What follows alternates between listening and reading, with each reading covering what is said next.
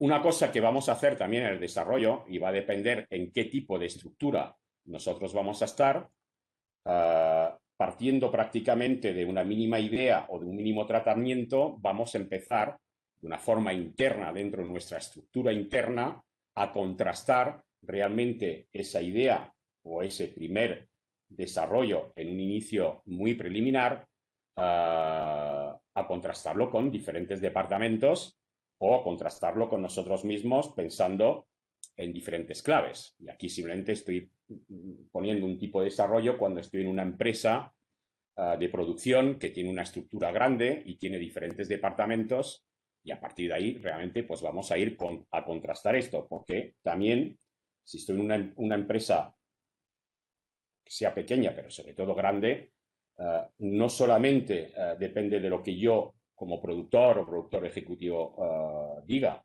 también va a tener opinión diferentes departamentos. Si estoy haciendo largos metrajes, tendré que ver quién me lo va a distribuir. Si internamente tengo distribución, contrastarlo. Si lo voy a llevar a televisiones, quién lo va a llevar. Si lo voy a vender, quién lo va a vender a nivel internacional. Y vamos a contrastar realmente con cada uno de estos departamentos y sobre todo con el departamento internacional. Y si no tengo dentro de mi estructura un departamento internacional, debería tener un agente, una distribuidora afín para contrastar esto y ver si esto le ven una salida o una cabida dentro del mercado internacional o no.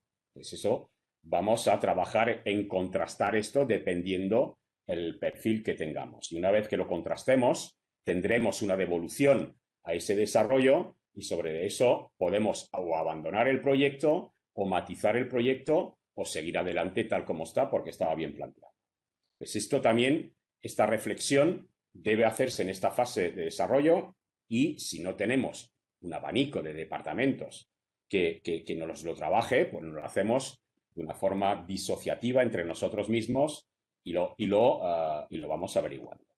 Pues el sistema de trabajo es pasar de lo que es una idea, pasar de esa idea a un desarrollo literario y empezar a escribir tratamiento o a escribir unos capítulos o escribir una Biblia literaria, es decir, que empezamos a registrar, empezamos a desarrollar de una forma literaria el proyecto. Y cuando ya llegamos a esa fase, empezamos a proteger, no la idea, como pone aquí, pero vamos a proteger realmente todos los elementos literarios que hemos hecho. Es decir, que está ahí todo lo que es el aspecto legal.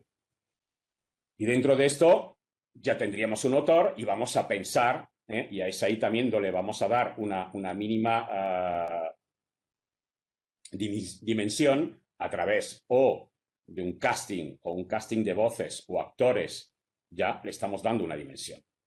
Si son locales, si son internacionales locales, es decir, si son actores locales conocidos a nivel internacional, ahí le vamos a ver realmente pues ese valor que le vamos a poner por encima del presupuesto sobre ese talento. Y ahí hay una dimensión.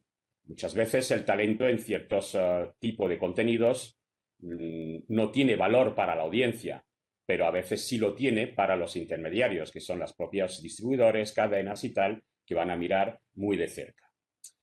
También dentro de lo que es esta determinación del casting, hay quien lo reconoce y quien no lo reconoce, pero hoy en día también han surgido otro tipo de intereses por parte de los productores y también muy mucho por parte de los distribuidores, es qué presencia en redes sociales tiene ese talento. Y eso también cada día empieza a tener más peso. No es lo mismo coger un actor que lo conocen solo en su pueblo y en el pueblo de al lado a un actor que tenga 20 millones de seguidores, 40 millones de seguidores, 10 millones de seguidores. Esa es una herramienta de promoción de la película cuando toque brutal, porque ese actor o ese director, también puede ser, tenemos directores marca, pues tiene una cohorta de fanáticos dispuestos a hacer cualquier cosa y es unos fanáticos buenísimos para viralizar pues, futuros elementos que yo tenga dentro de lo que es mi estrategia.